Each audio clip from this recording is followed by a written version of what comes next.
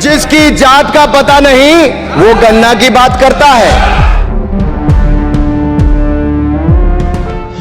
नमस्कार, मैं नियाज खान और आप देख रहे हैं न्यूज एक्सप्रेस। जिसकी जात का पता नहीं वो गणना की बात करता है। भाषा का ये स्तर कोई सड़क छाप व्यक्ति का नहीं बल्कि मोदी के पूर्व मंत्री और वर्तमान में बीजेपी सांसद अनुराग ठाकुर का है।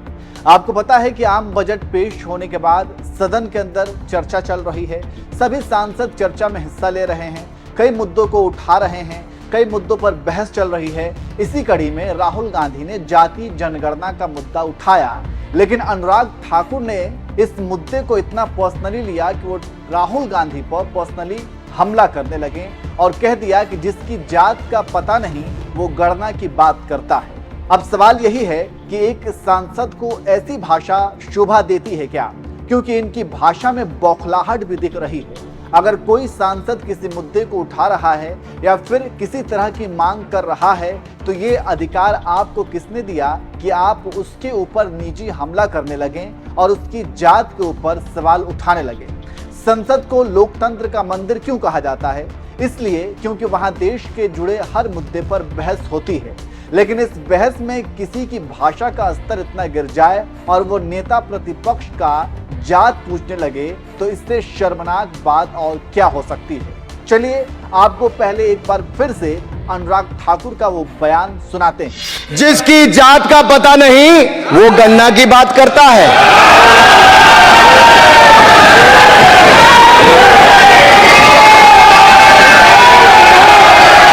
जिसकी जात का पता नहीं वो गन्ना की बात करता है।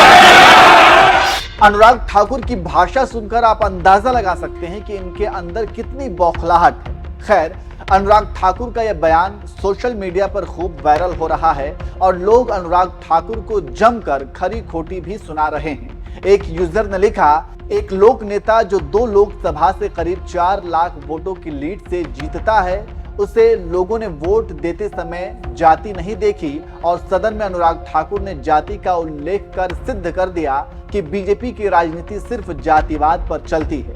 नवीन नाम के यूजर ने लिखा, भाजपा सिर्फ जाति पाति और धर्म के नाम पर राजनीति करती है, विकास के नाम पर शून्य बटा सन्नाटा।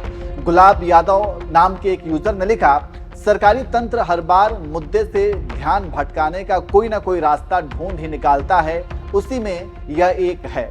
राधेश्याम नाम के एक यूजर ने लिखा, संसद के लिए निर्वाचित कुछ व्यक्तियों का एक काम सिर्फ गांधी नेहरू परिवार का शोभ करके उन्हें संसद में नकारात्मक बातों द्वारा मानसिक ठेस पहुंचाने का प्रयास करना मात्र है।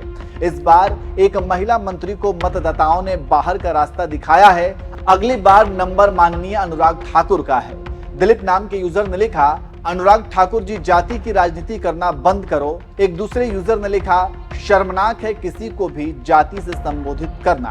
तो इस तरह से लोग सोशल मीडिया पर अनुराग ठाकुर द्वारा राहुल गांधी पर दिए बयान के बाद प्रतिक्रियाएं दे रहे हैं। चलिए अब आखिर में हम आपको कांग्रेस नेता सुप्रिया श्रीनेत और पवन खेड़ा की वीडियो के साथ छोड़ जाते हैं।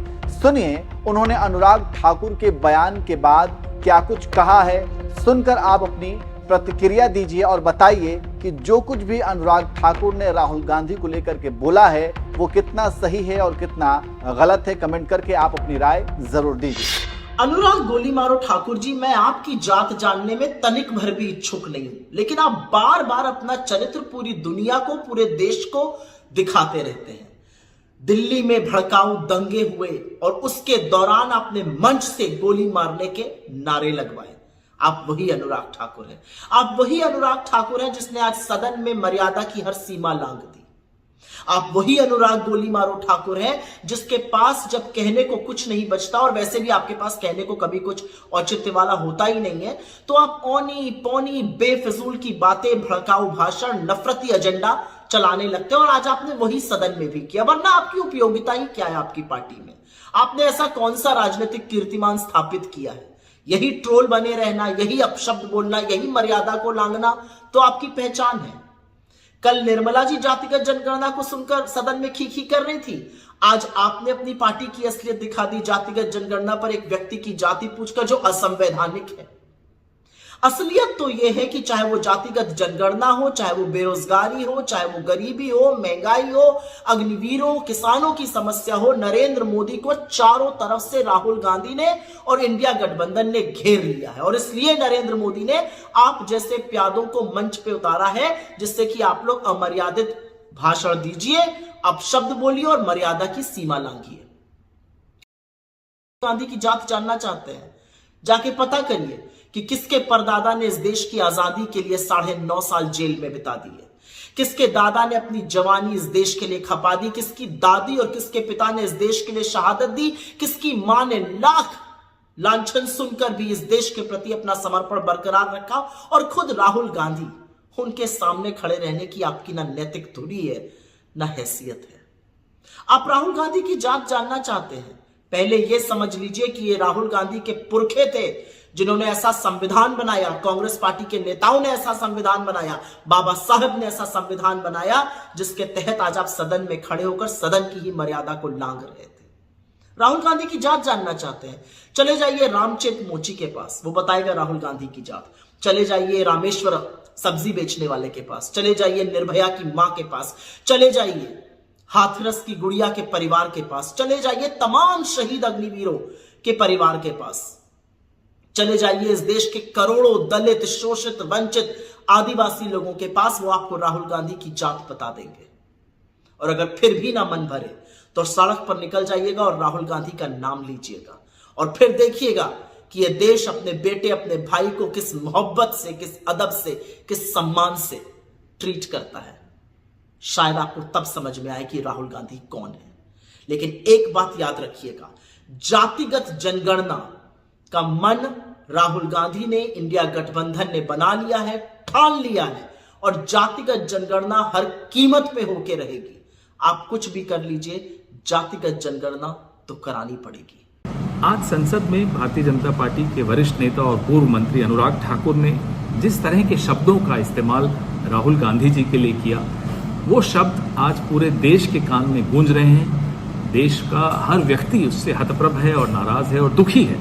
लेकिन भारतीय जनता पार्टी का असली चेहरा भी लोगों के सामने आ गया है। ये मानसिकता सिर्फ भारतीय जनता पार्टी की ही हो सकती है कि एक ऐसे आदमी के लिए इस तरह के अपशब्दों का इस्तेमाल करें जो एक शहीद परिवार का बेटा है। उनसे ये पूछा जाए कि आपकी तो जात का ही पता नहीं है, हम बताते हैं राहुल गांधी की जात क्या है। राहुल गांधी के पिता का नाम है शहीद और राहुल गांधी की जात है, इस परिवार की जाति है शहादत।